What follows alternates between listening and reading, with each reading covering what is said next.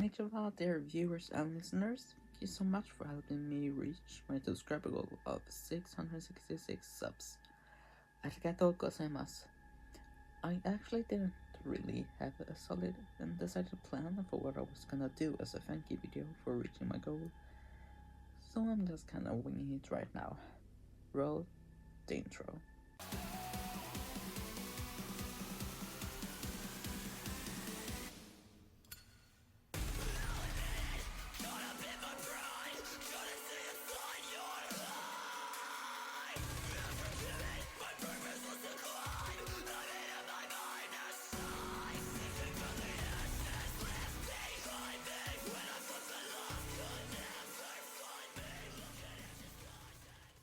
So, I'm actually working on an animation in this little project right now.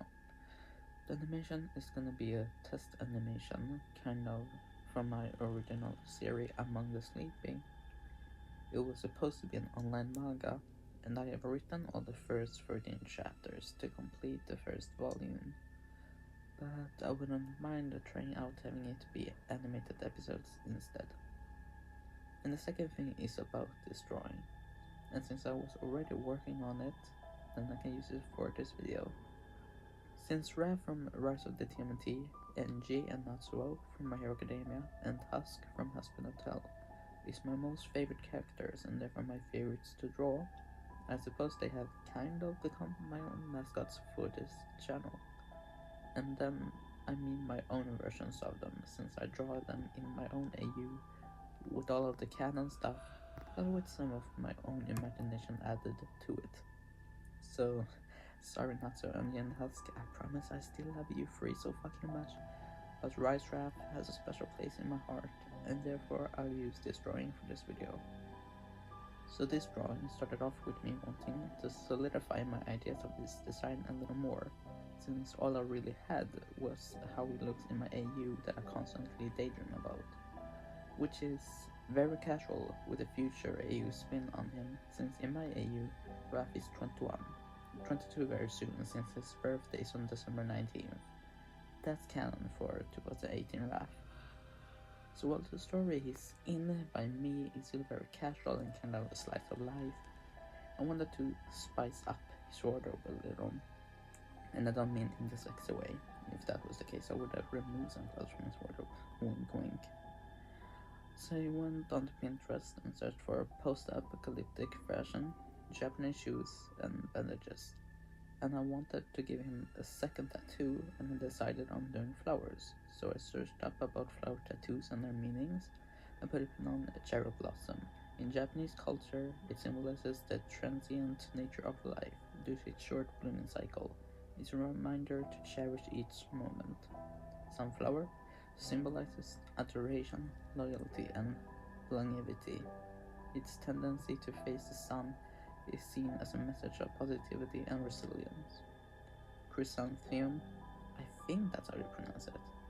Chrysanthemum.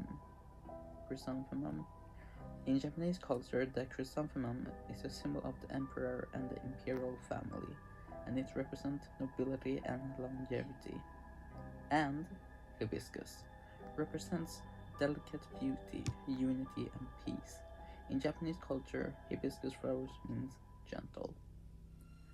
So while I was in school, I just quickly did a sketch on how I wanted the tattoo to look, as well as I slightly redesigned his shell to be closer to his canon future version, as well as I added this little highlight detail on his skin that I got inspired to do by this drawing.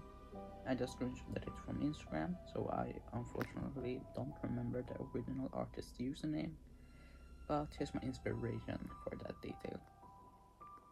And now while you watch me draw, let's see what else we can talk about in the meantime. We can talk about this character design of mine on my persona. We can talk about the tattoo that I have gotten, most likely before the video gets posted. I'm getting the tattoo on Friday. And very briefly about something that happens in 2 days for me, which is I'm gonna go to my first meeting to get an autism diagnosis. I actually did it today, the day I'm recording this audio. I have already had the very first meeting where they just checked if it was necessary for me, I guess. Not sure. And that was about 8 or so months ago. So I'm actually gonna get tested for autism and see if my guesses about my neurodivergence is correct or not. Now onto the tattoo.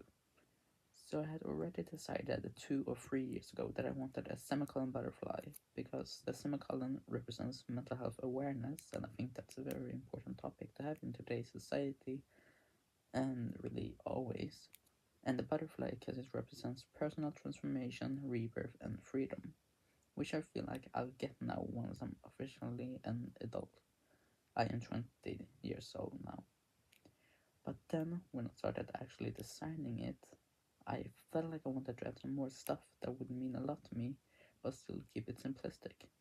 So I went with a skull in the upper part of the wing, which represents the fragility of life and the need to live it to the fullest, as well as a keyhole in the lower part of the wing, which represents that there is always new doors in life to new stages of life.